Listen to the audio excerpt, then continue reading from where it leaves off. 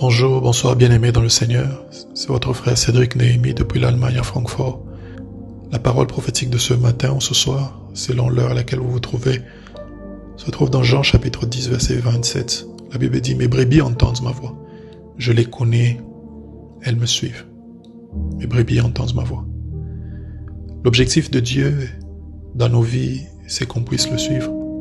Dans ce texte, on dit « Les brebis entendent la voix. » Et Jésus dit « Je les connais et elles me suivent. » Le but ultime de Dieu, c'est qu'on puisse le suivre. Mais comment le suivre si on n'a pas entendu sa voix? Comment le suivre si on n'est pas sûr que la voix qu'on est en train de suivre, c'est lui?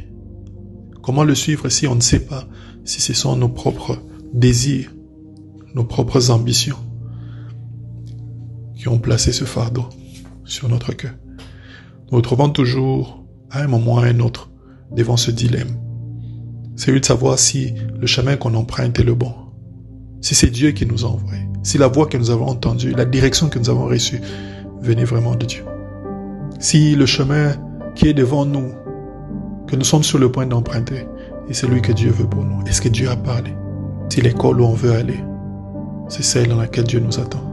Si on a bien choisi, est-ce qu'on a choisi par l'Esprit de Dieu ou par nos propres désirs? Si le travail qu'on est sur le point de prendre, le contrat qu'on est sur le point de signer, est pour la vie ou pour le tumulte, pour des déceptions. Si ce que l'on croit, ce que l'on entend vient de Dieu ou non. Si le partenaire d'affaires que l'on a choisi est une personne avec laquelle on peut faire route à long terme. Est-ce qu'on a entendu Dieu? C'est la question que l'on se pose bien souvent. Et l'homme de Dieu a dit, une des plus grandes bénédictions dans la vie, c'est de saisir la direction divine et de suivre cette direction. Jésus dit, mes brebis entendent ma voix. Je les connais, me suivent. Il fait une déclaration sèche. Ce n'est rien à discuter. Il dit, mes brebis à moi, elles entendent ma voix.